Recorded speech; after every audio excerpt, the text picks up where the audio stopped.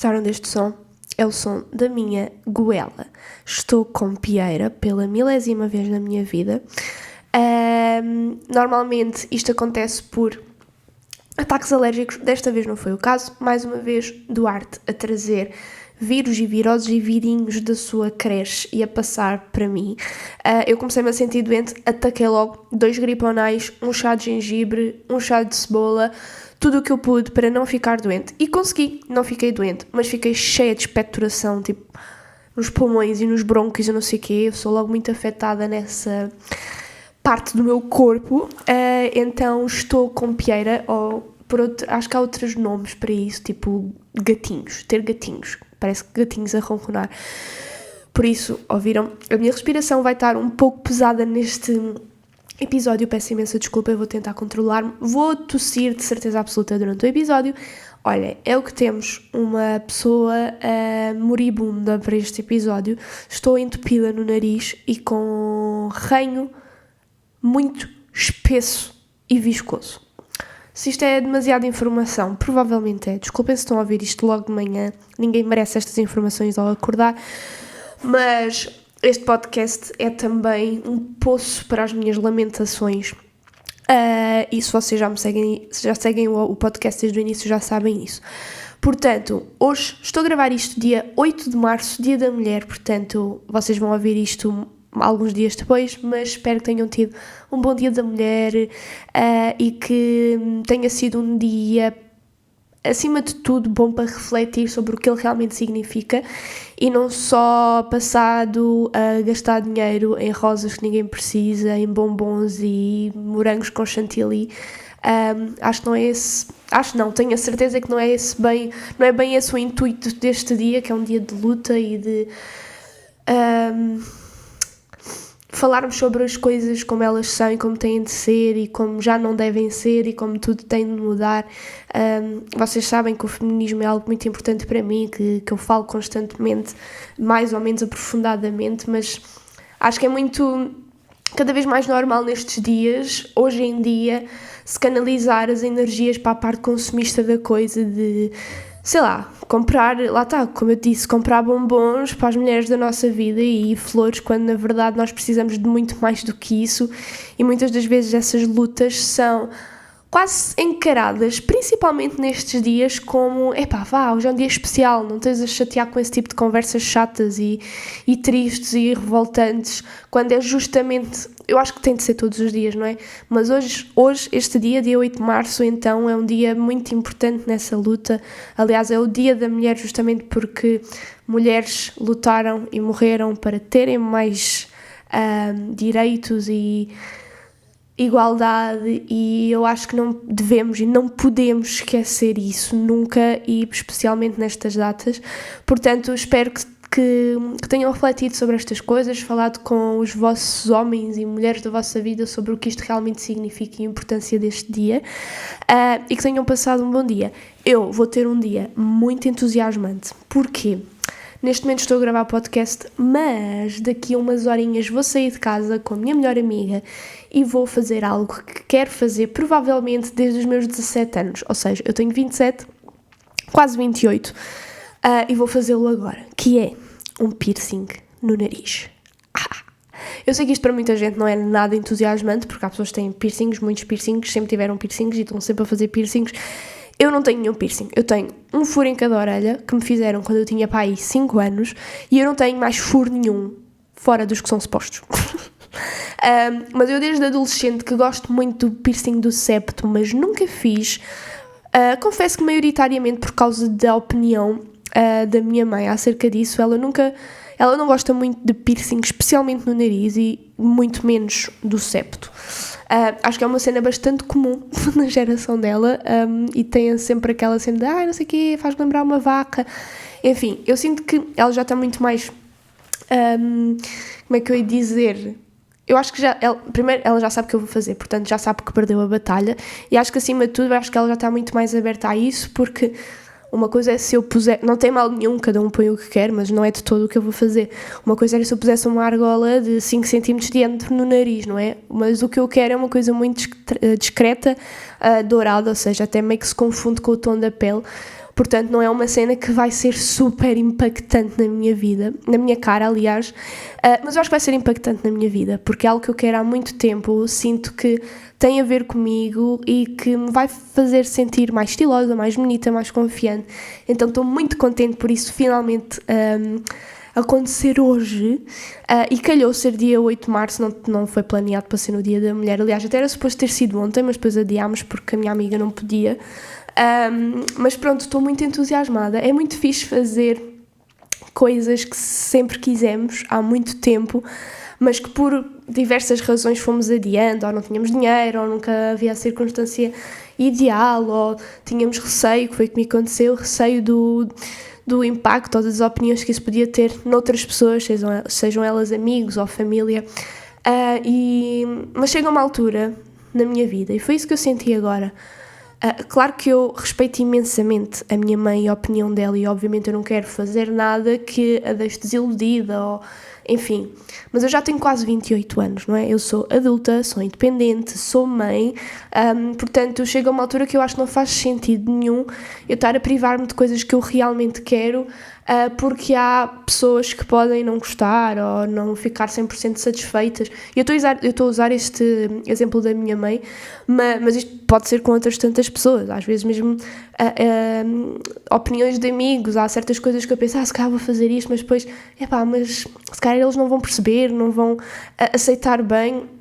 E claro que à medida que o tempo passa, eu acho que é uma das boas partes de envelhecer, nós vamos ficando cada vez mais impermeáveis a essas opiniões, para que elas deixem de nos afetar, porque a verdade é que nós só estamos cá uma vez, só nos dão uma chance de estar vivos e a vida passa muito rápido, e ninguém tem nada a ver com isso. Se não implicar com a vida de outra pessoa, o facto de eu pôr um piercing no nariz, ou de fazer uma tatuagem gigante não sei onde, ou de vestir-me de certa forma, de pintar o cabelo de amarelo fluorescente, não implica em nada a vida de outras pessoas. Portanto, porque é que eu não hei de poder fazer? Ou porque é que eu hei de privar-me de fazê-las, se é algo que me vai trazer felicidade, só porque as outras pessoas podem não compreender? Portanto, tem sido algo, e nesta questão do piercing, é uma cena super simples e super pequena. Ainda por cima aos piercings, não é? Que se eu não gostar, ou em situações específicas em que eu não queira ter o piercing, posso escondê-lo, posso tirá-lo temporariamente, voltar a pôr depois. Não é uma coisa permanente. Pelo menos no septo, então, mesmo que fique o furinho, está num sítio que ninguém vai ver, não é? Mas eu acho que temos muito esta tendência, principalmente com pessoas mais velhas, em quem supostamente devemos o nosso respeito, não é? E digo supostamente porque acho que não é o facto de alguém ser ou mais velho ou ter um determinado parentesco que só por isso mereça o nosso respeito, não é? Eu acho que toda a gente, seja mãe, pai, filho, amigo, conhecido, enfim, merece o respeito se fizer por isso, não é? O que é o caso da minha mãe. Eu respeito imensamente porque gosto muito dela, temos uma relação maravilhosa e por isso mesmo eu sempre senti até agora que não queria ultrapassar esse limite que eu tinha posto em relação... Engasguei-me com a minha própria saliva, parece que estou a chorar, e estou a chorar na verdade. Ou seja, como eu estava a dizer, eu nunca quis ultrapassar esse limite que eu sabia que ela tinha, embora ela seja super aberta a eu fazer o que quero, não é nada castradora em nada. A minha mãe nunca foi nada castradora em nada na minha vida, mas ela dizia, vê lá, não faças isso, tem cuidado, não sei o quê, eu trabalho, vê lá se queres mesmo. E no piercing no nariz eu sabia que era uma coisa que ela não gostava, e até agora não me importei de adiar isso, porque, enfim, fui fazendo outras coisas, aconteceu muita coisa na minha vida e, sinceramente, o piercing era a última coisa que eu me lembrava, embora, obviamente, via pessoas e pensava, eu curtia bué, acho bem bonito, também quero. Mas chegou este ano e eu decidi, eu vou fazer o fucking piercing. E vou fazer. E pronto, é isso que vai acontecer hoje. E o que é que eu tenho aqui de termo? Eu quero falar sobre uma ceninha, eu partilhei isto no Instagram há uns dias, eu acho que também devia falar aqui, vamos fazer assim uma guinada muito grande em termos de tema, mas se vocês me seguem no Instagram viram que eu fiz uma publicação sobre uma gatinha, que foi a minha gatinha durante 21 anos, embora ela não estivesse cá em casa comigo, aliás, eu já não moro com ela há muito tempo, mas ela foi assim a primeira gata, o primeiro animal de estimação de que eu me lembro. Quer dizer, eu tive uma cadela um bocadinho antes da Fifi surgir, mas na minha família os cães sempre ficaram na rua e não entravam em casa, sempre vivemos em vivendas e a minha avó particularmente tinha essa regra de não haver cães dentro de casa. Então, apesar de eu adorar a cadela, claro que tendo um gatinho em casa que podia ir para a cama comigo e não sei o quê, eu tinha uma relação muito, muito próxima e muito especial com a Fifi. Eu pedi um gato quando tinha 7 anos. Comecei a pedir à minha mãe, à minha avó, e elas concordaram mas a única condicionante era esse gato ter de ser um macho, porque elas não queriam correr o risco de ter ninhadas indesejadas. E eu tipo, ok, na boa, eu não quero saber se é gato, se é gata, eu só quero um gato, no geral. Então lá fomos, já era tipo 2002, na altura ainda não se falava sobre a questão adoção versus compra, portanto fomos comprar um gato. E eu lembro-me que fomos comprar um gato, e isso faz-me bem confusão, que era um sítio que se chama, eu já não lembro do nome, no Algarve, mas era uma loja assim, daquelas grandes, tipo Leroy, estão a perceber? Vendia-se tipo ferramentas, coisas para bricolagem, e por alguma razão havia uma parte que vendia animais. E lá estavam gatos, eu lembro-me de havia um gato preto, havia um gato daqueles mais comuns, riscados assim, é o que chamam gato com gato verde, os gatos mais comuns cinzentos com riscas. E havia outra, que era igual a este de cinzento com riscas, mas em tons de branco e creme. E foi essa gatinha que me deu logo muito no olho, porque os outros gatos estavam deitados naquela espécie de aquário, não é? Em vidro, todos deitados de barriga para baixo, todos repimpados no chão daquilo, a dormir. E aquela gatinha, que vocês já sabem, que é a Fifi, estava sentadinha, muito elegante, direitinha, assim, com a cara a olhar para cima, a dormir, de olhos fechadinhos, mas sentada muito, muito elegante. Foi logo daquelas coisas que nós reparámos logo e que nos bateu muito no olho. Mas nós percebemos logo que ela era uma fêmea, então só por aí, embora tivéssemos caído de amores por ela logo no primeiro instante, ficou logo fora da equação. Mas a verdade é que depois ainda chegámos a pegar nos outros 2 gatinhos que lá estavam. O preto, eu lembro-me perfeitamente, a minha avó, que eu fui com a minha avó. A minha avó pegou nele, ele era muito pequenino, eles eram todos muito bebezinhos, tinham todos cerca de 2 meses. Ela pegou no preto e ele afinfou logo assim as unhas à mão da minha avó e começou a bufar. E foi logo do género, ok, tu não vens connosco. Sinceramente, o outro cinzento eu não faço ideia. Mas depois nós pegámos na Fifi e ela meio que se derreteu no nosso colo. Parecia que tinha sido feita para nós e, obviamente, tanto eu como a minha avó apaixonámos ainda mais. Mas eu estava ainda naquela, tipo, ok, mas ela é fêmea, não vamos poder levá-la. E não sei se foi por a minha avó ter percebido que eu tinha gostado muito dela, se foi também pelo facto da minha avó a ter adorado, ela decidiu ir contra a própria regra e levar a Fifi, embora ela fosse fêmea. Pronto, e ela chama-se Fifi porque, como já me tinham imposto a condição de que o gato que eventualmente viesse para a nossa família fosse um macho obrigatoriamente, eu já tinha escolhido o nome, que era Fígaro, que para quem não sabe é o nome do gato do Pinóquio. Eu gostava muito desse gatinho do Pinóquio, achava o nome fixe, se bem que agora não adoro porque parece fígado e é um bocado estranho, mas pronto, eu já tinha escolhido, seria Fígaro, não havia dúvida, mas pronto, nada me preparou para o facto de repente levar uma gata para casa. E eu lembro-me que do caminho entre o sítio da venda de animais até à caixa de pagamento, nós estávamos com o Fifi e eu estava do género, eu não posso sair daqui com uma gata que vai fazer parte da nossa família e não ter nome para ela. Era quase como uma urgência, como se o facto de eu sair daquela loja com uma gata e dela não ter nome fosse quase um desrespeito pela gatinha. Estão a perceber? Eu lembro-me perfeitamente de sentir aquela urgência, tipo, eu não posso sair daqui sem ela ter nome. Então lembro perfeitamente que foi assim que cheguei à caixa para a minha avó pagar a gata, que eu tipo pensei, ok, Fígaro não pode ser, então vamos abreviar isto e ficar Fifi. Foi sim, meio à pressão, não é um nome que eu adoro particularmente, acho que é muito básico, mas eu achei por bem, no auge dos meus 7 anos, que Fifi seria o nome, e mal sabia eu que seria o nome dela durante 21 anos. a minha decisão com 7 anos iria perdurar, aliás, até eu ter quase 28 anos. Pronto, e a Fifi foi uma gata muito especial. Ela foi a gata mais... Juro, eu já tive alguns gatos na minha vida, já convivi com muitos gatos e eu nunca tive com um gato que fosse tão meigo e tão confiável, percebem? Eu daria a Fifi para o colo de um bebê recém-nascido sem medo nenhum. Ela nunca se virou a ninguém, ela nunca estranhou ninguém, nunca arranhou ninguém de propósito. Porque, por exemplo, a Sol, a minha gata hoje em dia, que eu amo com todo o meu coração e é o meu animal favorito no mundo inteiro desde sempre. E lá está, eu sempre tive uma relação muito linda com a Fifi, mas com a Sol é diferente, eu não sei explicar. Eu sinto que a Sol é a minha alma gêmea no mundo animal, eu amo aquela gata com tudo o que tenho.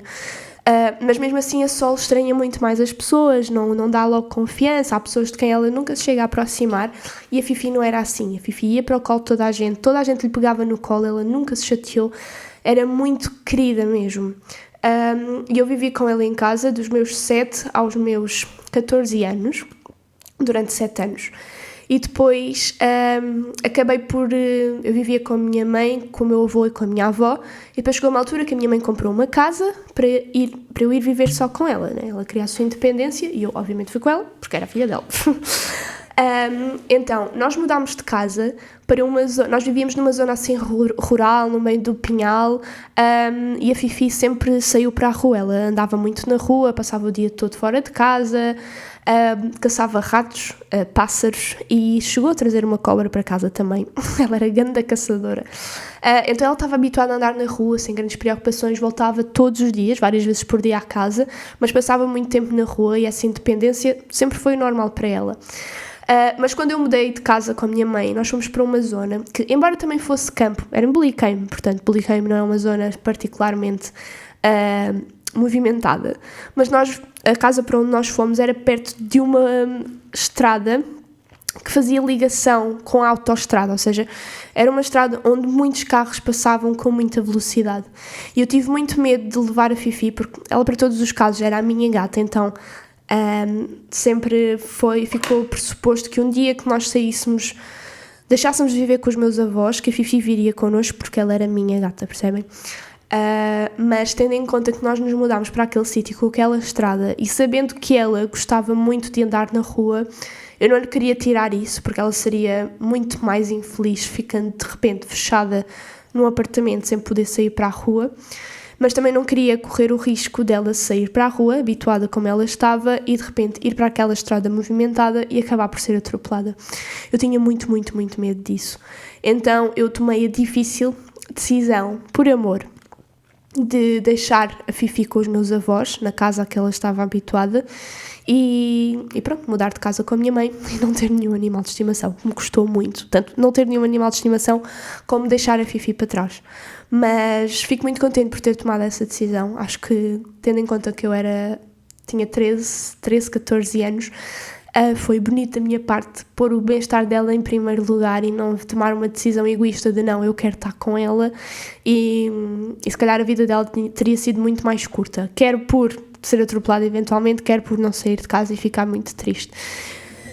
Pronto, então ela ficou com os meus avós, eu ainda ia visitá-los muitas vezes, então tinha contacto com ela. Entretanto a minha avó, isto está a ser grande story time, mas pronto, eu acho que é fofo. Entretanto a minha avó começou a adoecer, e a Fifi começou a ser a companhia principal dela. Os gatos, os animais no geral, mas os gatos em particular, têm uma sensibilidade muito grande, e quando os donos estão mais em baixo ou estão doentes, eles sentem muito e fazem questão de tentar melhorar o nosso dia. Eu acho que isso é uma coisa mesmo muito bonita. Então, eu acho que a Fifi sentiu que a minha avó estava a ficar doente e mais fraca, e a Fifi não saía do lado dela.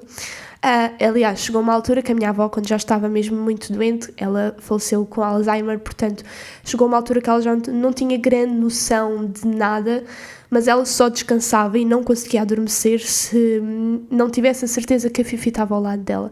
Tanto que nós até receámos que, caso ou a Fifi fosse antes da minha avó, que a minha avó iria deteriorar-se muito mais rapidamente, ou o contrário, que foi o que acabou por acontecer, a minha avó foi antes da Fifi.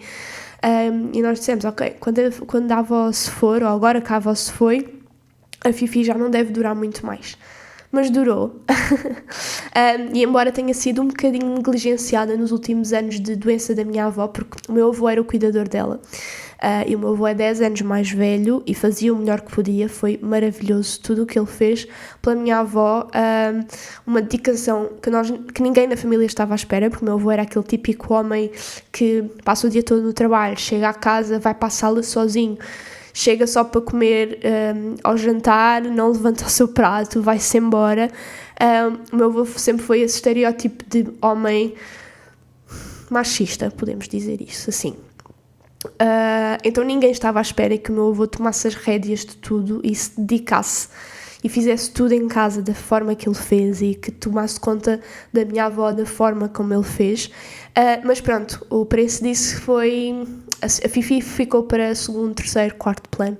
Então, às vezes o meu avô esquecia-se dela na rua e não verificava se ela tinha comido ou não. Então ela começou a ficar muito mais magrinha e, enfim, sempre que nós lá íamos dávamos-lhe uma atençãozinha.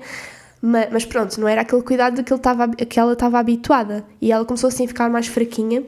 Entretanto, aconteceu um dia a minha mãe ir à casa dos meus avós. Ainda a minha avó existia, é verdade. E o meu avô tem um cão, um pastor belga, muito grande, muito querido, muito energético, que de repente viu a Fifi a passar pela rua e decidiu que era boa ideia fazer-lhe um moche. Então atirou-se para cima da gata. E é de ressalvar que o cão tem tipo 40 e tal quilos e a Fifi na altura tinha... Eu nem sei se chegava a 2 quilos. Ela sempre foi muito pequenina, mas naquela altura estava mais magra do que o suposto, então estava mesmo muito magrinha. Então o cão saltou-lhe para cima e partiu-lhe uma pata. E nós pensámos, ok, a gata tem 18 anos, partiu agora uma pata, a probabilidade dela não conseguir recuperar é enorme. Mas, como sempre, a Fifi, forte, aquela gata querida, eu acho que ela não tinha 9 vidas, acho que ela tinha 90. Partiu a pata, ficou engessada, ao fim de 2 semanas já andava aos pulos pela casa toda, mas pronto, nessa altura, como ela partiu a pata e ela sabia que o meu avô não lhe conseguia dar a assistência que ela precisava, porque já estava a cuidar da minha avó, a minha mãe pegou nela e levou-a para a casa dela, meio que readotou-a. Isso foi a melhor coisa que podia ter acontecido à Fifi. Partir aquela pata foi tipo a reentrada de volta para aquela vida de princesa que ela sempre teve, de dormir connosco debaixo das mantas, estar no quentinho em casa. E como ela já era velhota, já nem sequer fazia muita questão de ir para a rua. Então, aquela relação muito próxima que ela primeiro tinha comigo, depois passou a ter com a minha avó, depois desse episódio da perna partida passou a ter com a minha mãe, e elas ficaram muito, muito, muito, muito, muito próximas até hoje. Então, de repente, há cerca de 1 ano, foi quando a Fifi começou assim a demonstrar algumas questões de saúde, tipo hipertiroidismo, tensão alta. Ela estava sempre a comer, a pedir por comida, mas não engordava, ela era esquelética. E nós, o que é que se passa com a gata? Ela não se cala, ela está sempre a comer, como é que é possível ela não engordar? Depois descobriu-se que eram essas questões. Foi medicada durante 1 ano e tal, todos os dias a minha mãe lhe dava medicação para controlar essas coisas. Entretanto, no início deste mês, ela começou outra vez a ficar mais fragilizada, mas deixou de querer comer. Ela queria comer, mas não conseguia. A minha mãe dizia que notava-se que ela tinha fome, que ela ia para o pé da comida, mas chegava ao pé da comida e não conseguia. Provavelmente estaria com dores, não sabemos bem. Então ela esteve internada 3 dias, já nós com aquela ideia de provavelmente ela não se safa, ou se safar, até que ponto é que vale a pena estarmos a medicá-la, a prolongar a vida dela, mas quando essa vida já não tem grande qualidade, porque ela deteriorou-se muito, muito, muito, muito nas últimas 2 semanas. Eu via no início do mês, ela estava normalíssima, e de repente agora, a semana passada, quando eu fui ao Algarve vi, ela parecia literalmente um cadáver.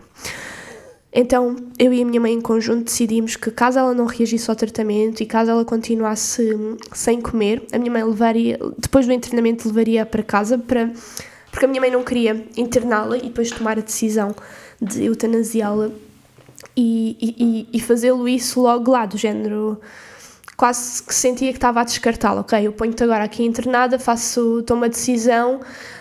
Ela não queria fazer isso, então ainda quis levá-la para casa durante uns dias para ver se eventualmente ela melhorava, mas com as esperanças muito baixas, não é? Mas mesmo que ela tomasse a decisão, queria pelo menos dar-lhe aqueles últimos dias de conforto na casa dela. E foi o que aconteceu. Então, eu fui para o Algarve a semana passada e no dia da viagem, no dia em que fiz a viagem para baixo, foi o dia em que levámos a Fifi para ser eutanasiada.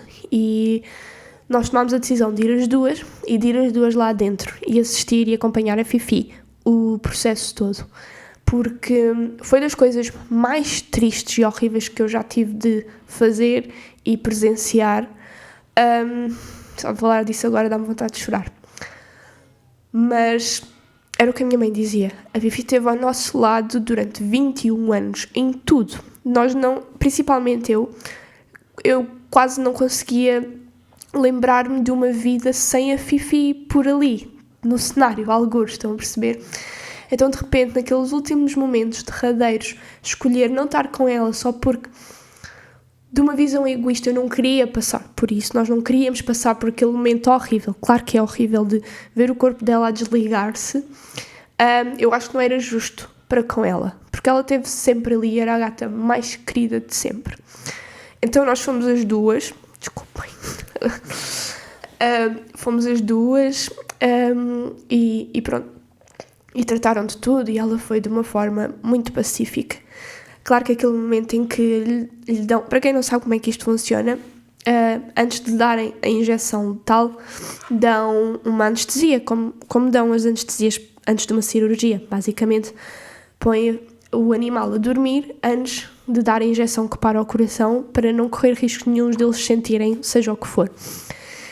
Então, houve 2 momentos que me marcaram muito e que eu acho que nunca me vou esquecer, que é, primeiro, quando dão a anestesia para ela adormecer, porque ela estava deitadinha, assim com a cabeça em cima, embora ela estava muito apática, catatónica, ela não reagia já a quase nada, mas ainda tinha a cabecinha de pé. Então, de repente, quando a médica lhe dá a injeção para ela adormecer, a anestesia, ver o corpo dela, a cabecinha assim a baixar, como se estivesse e estava a adormecer, foi muito triste, porque nós percebemos, ok, ela está a baixar agora a cabeça e nunca mais vai voltar a levantá-la. É ver, vocês terem noção que estão a olhar para um bichinho a adormecer e que não vão voltar a vê-lo a andar e a correr. E isso foi muito duro. Mas pronto, depois... espera-se uns minutos entre essa injeção e a segunda. E claro que a partir do momento em que ela está a dormir, já não se mexe muito, mas ainda está a respirar.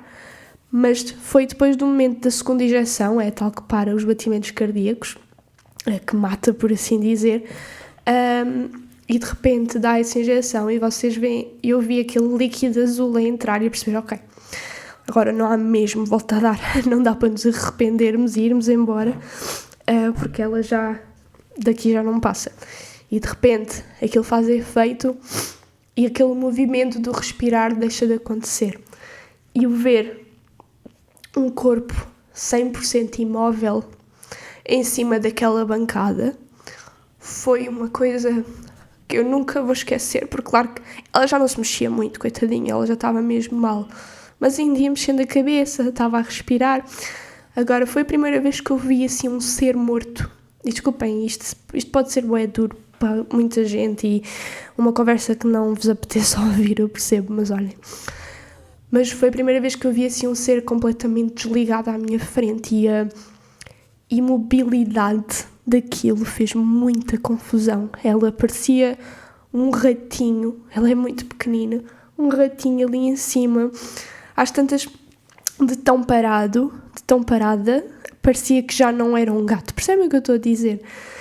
E de repente, a partir do momento em que isso acontece, a médica ouve os batimentos cardíacos para verificar que já não há, e deixa de tratá-la por gata ou por Fifi e passa a tratá-la por cadáver.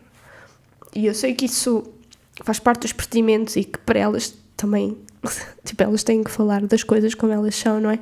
Mas isso fez muita confusão, porque aquilo para mim ainda era a Fifi, não é? Embora fosse muito estranho vê-la completamente quieta.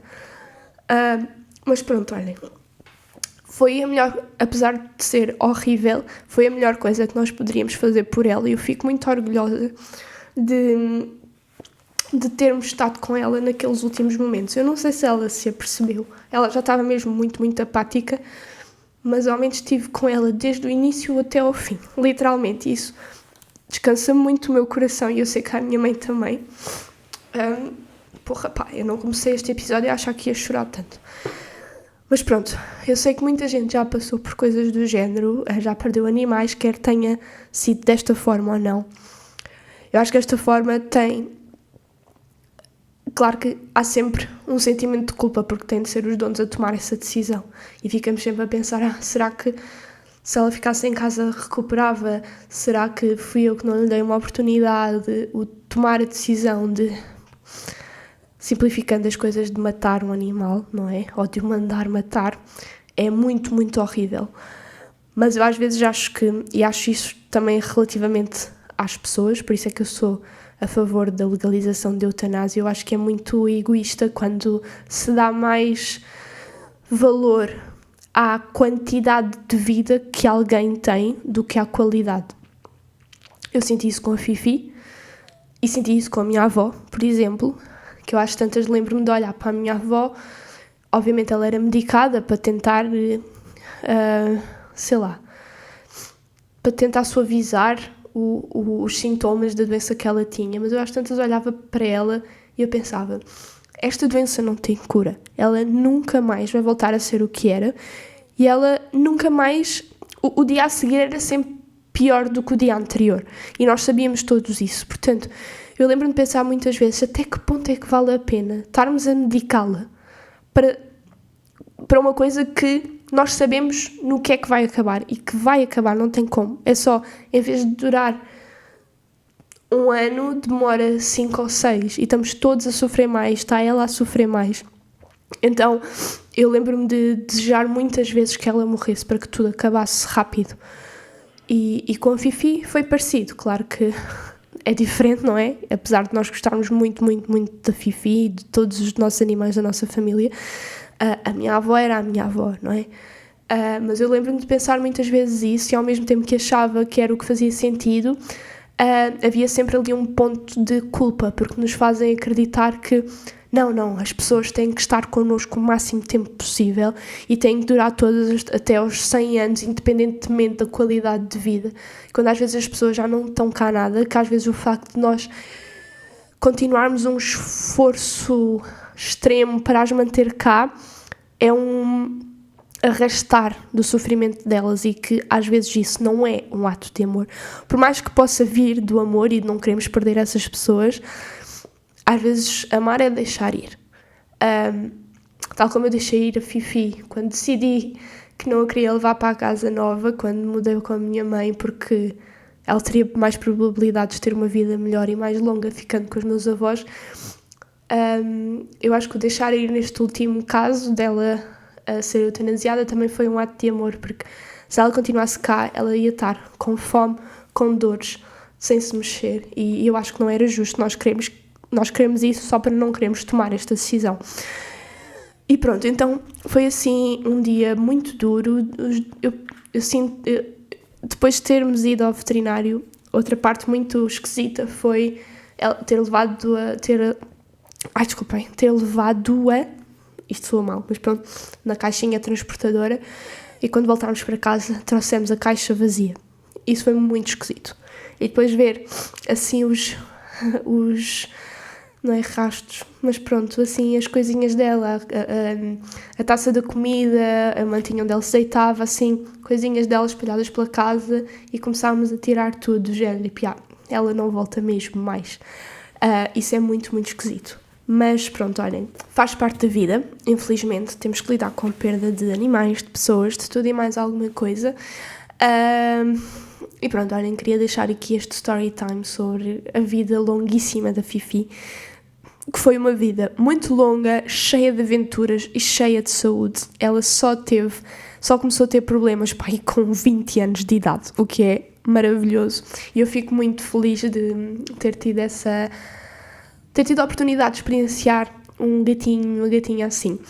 Portanto, espero que os meus gatos durem tanto quanto ela. E pronto, olhem, eu falei muito mais tempo disto do que estava à espera, portanto, muitas das coisas que tenho aqui apontadas para falar, provavelmente já não vou falar. E uma das coisas que eu tenho aqui está mais ou menos relacionada com... Acho que foi no episódio passado, já não me lembro bem, ou no outro antes desse, não interessa muito, em que eu falei sobre toda aquela questão do quão difícil é arranjar o equilíbrio entre o trabalho e o resto da vida, que parece que precisamos do trabalho para ter condições para viver o resto da nossa vida, mas depois o trabalho tira-nos o tempo que nós queremos para usufruir do resto da vida. Percebem o que eu quero dizer?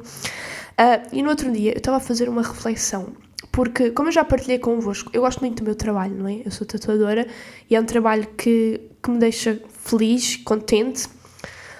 Gosto,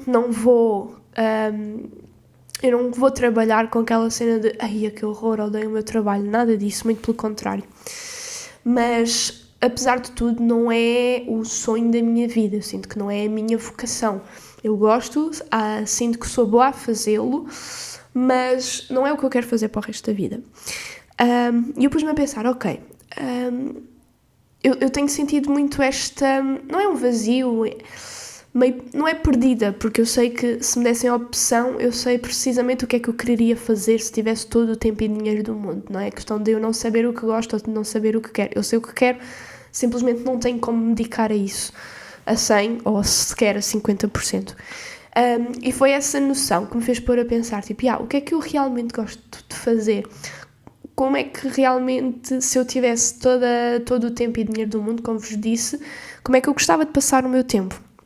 E a resposta é logo muito básica e fácil para mim, porque sempre foi as coisas que eu gostei a minha vida toda, que é escrita, que é o grande amor da minha vida, arte no geral, desenhar, pintar, sempre foi, a minha vida toda foi desenhar e pintar, a escrita veio um bocadinho, eu sempre escrevi, mesmo em criança, mas assim de uma forma um pouco mais intensa e séria, começou para aí com os meus 16, 17 anos.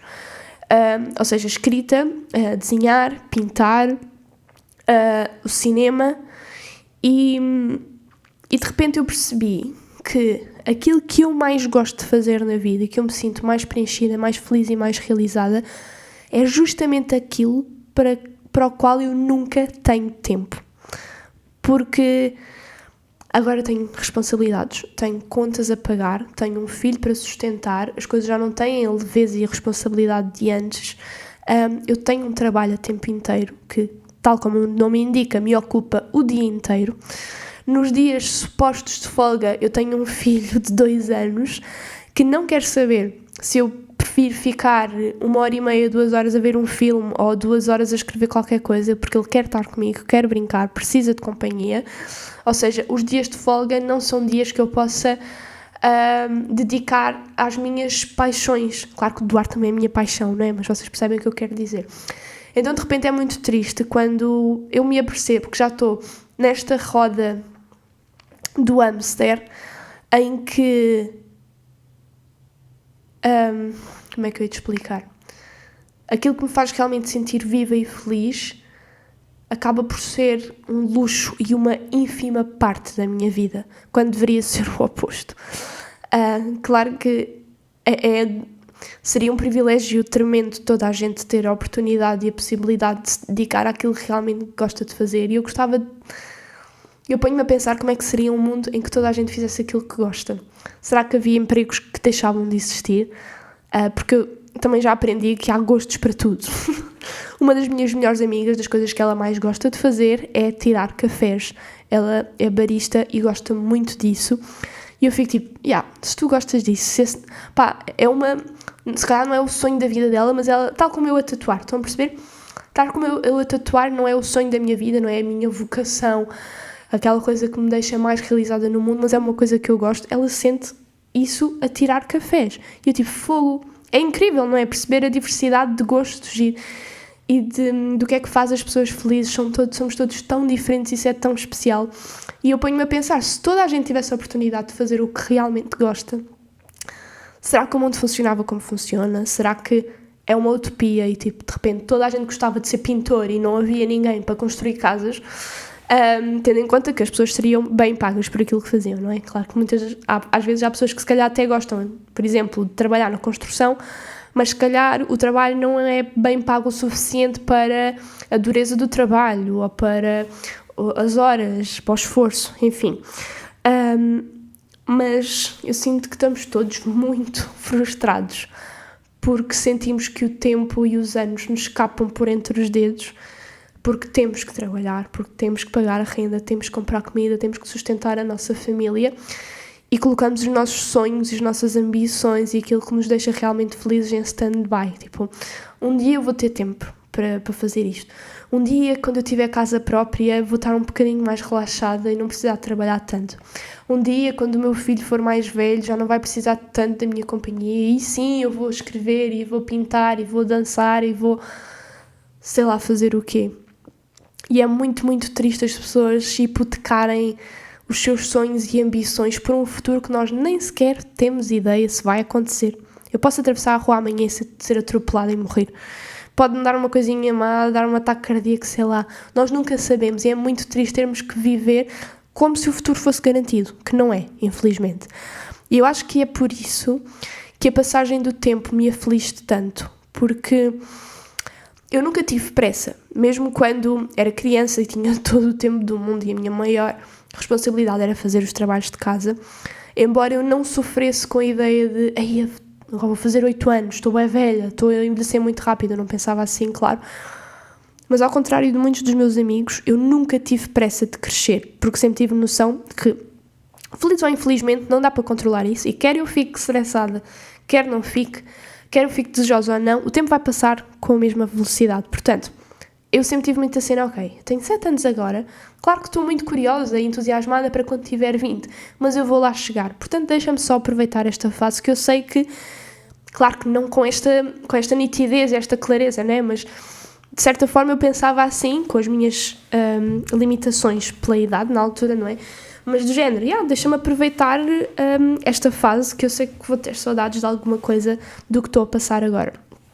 E eu fico muito feliz por ter sido assim, porque eu já falei com amigas minhas muito próximas que estavam constantemente com pressa de sair da escola básica, ir para a escola dos grandes, da secundária e não sei o quê, e meio que não aproveitaram, não se despediram daquela vidinha que nós tínhamos ali todos juntos, todo o tempo todo. Foi muito especial aqueles anos do 1º ao 9º ano, pelo menos para o meu grupo de amigos. Eu sinto que quando nós estamos embrenhados nas coisas acabamos por... O presente passa-nos despercebido e é estranho porque o presente é literalmente a única coisa que nós temos, não é? O antes já foi, o amanhã não se sabe quando é que virá ou se virá, e eu acho que é isso que me aflige muito, é de repente eu ter chegado a uma idade em que o presente já não é uma infinitude de possibilidades, eu não posso fazer tudo o que quero, quando quero, durante o tempo que quero, tenho que fazer escolhas. Muitas vezes essas escolhas não são exatamente aquilo que me apetece, aquilo que eu quero, mas é aquilo que traz segurança e põe comida na mesa e não sei o quê, e estou constantemente a empurrar com a barriga e a adiar coisas que eu realmente quero fazer e que me fariam 1000 vezes mais felizes. E há sempre aquele medo, ok, eu já tenho 27 anos, apesar de todos os privilégios que eu tenho, que eu sei que tenho, eu não quero que a minha vida seja assim para sempre. Eu não quero sentir constantemente que podia estar a fazer coisas que me deixam mais feliz, mas que tenho que responder a e-mails, mas que tenho que mandar orçamentos, ou que tenho que ficar a ver 7 horas de desenhos animados que não me apetece, por mais que seja tempo com o meu filho, ou... Estão a perceber o que eu quero dizer? É sempre aquela ideia de quando é que será que eu vou poder ter tempo para mim, para fazer o que eu realmente quero? Será? E o medo ainda maior de, será que isso algum dia vai voltar a acontecer? E eu acho que é daquelas coisas, e uma das razões pelas quais a maternidade foi entrar no mundo da maternidade foi muito difícil para mim, foi a noção de eu perceber que essa vida em que só eu era o centro das atenções, em que, claro, que se ganhasse dinheiro era bom, não é? Mas que se não ganhasse também não era problemático, não era isso que definia se eu comia ou não, se tínhamos um teto sobre a nossa cabeça ou não, de repente é, não é? E de repente perceber que, eu agora tenho um filho, e este filho vai existir para sempre, espero eu. Ou seja, a minha vida nunca mais, literalmente, nunca mais, e ter esta noção do nunca mais vai voltar a ser como era, para mim foi muito assustadora e muito desconcertante, e eu demorei muitos meses até fazer as pazes com isso. E eu sinto que hoje em dia ainda tenho momentos em que é tipo, o quê? No que é que eu me meti? Então olhem, tem sido isto em que eu tenho pensado, e espero mesmo conseguir chegar a um ponto em que eu sinto que eu nunca vou poder deixar de trabalhar, nunca digo nunca, né? Lá está, uma pessoa nunca sabe, mas eu sinto que eu vou ter de continuar a tatuar nos próximos muitos anos, nem que seja, mesmo que diminua a carga horária e a quantidade de tatuagens que faço, a não ser que eu ganhe 1 euro ou milhões, não é? E de repente, tipo, tenho milhões de euros na minha conta e posso estar em casa e decidir o que fazer com 100% do meu tempo. Caso contrário, eu não vejo isso acontecer, não é? Mas é um sonho, portanto, sonhar não custa e ainda não é pago, portanto, é isso, olhem. Desculpem. Assim que já estou redundante aqui no meu discurso, e também acabei agora de me aperceber que a minha câmara está a piscar, a dizer que está sem bateria. Portanto, eu vou só, antes de terminar o episódio, eu sei que não vou só dizer mais uma rubrica, as outras rubricas, mais uma vez, não vão existir, peço desculpa, mas quero-vos dar uma recomendação de um filme que eu vi ontem. Eu sinto que muita gente já viu este filme, mas pronto, há sempre alguém que não viu e que possa estar na dúvida se vale a pena ou não. E é o filme Elvis, justamente sobre a vida do Elvis Presley. E eu fui com expectativas baixas porque já tinha tido principalmente uma amiga, das minhas amigas mais próximas, e que eu sinto que temos gostos muito parecidos em muita coisa, que não gostou muito do filme. Então eu fui naquela tipo, se ela não gostou, eu se calhar também não vou gostar, mas vi na mesma, e ainda bem, porque gostei muito. Eu gosto sempre de filmes biográficos, porque mesmo quando são maus, é sempre interessante saber o que é que aquela pessoa fez, como é que ela viveu, enfim. Mas eu sinto que este filme é muito bom, eu gostei muito. Claro que um filme de 2h30 é muito difícil em 2h30 enfiar lá dentro tudo o que o Elvis Presley fez, não é? Ele teve uma vida muito cheia, então em alguns momentos eu senti que estavam a apressar muitas coisas, porque tinham 2 horas e tal para enfiar uma vida inteira de uma pessoa, mas apesar de tudo eu senti que o filme é muito fixe, muito interessante, e ele era uma pessoa muito incrível mesmo. Claro que eu sempre ouvi o nome do Elvis Presley, já ouvi muita música dele, mas em termos de história e de biografia eu não fazia ideia de nada daquilo que vi, e ele foi uma pessoa muito importante em muitas coisas, foi muito disruptivo em relações de classes sociais, de cor da pele. Olhem, desculpem, agora o final vai ficar sem imagem, porque a câmera foi-se abaixo, mas pronto, são só aqui, é mesmo aqui para acabar. Pronto, ele era muito disruptivo também na forma como se apresentava ao mundo, a forma como ele se vestia, ele maquilhava-se em 1940 ou 50, sei lá. Eu sinto que ele foi muito importante para trazer esses assuntos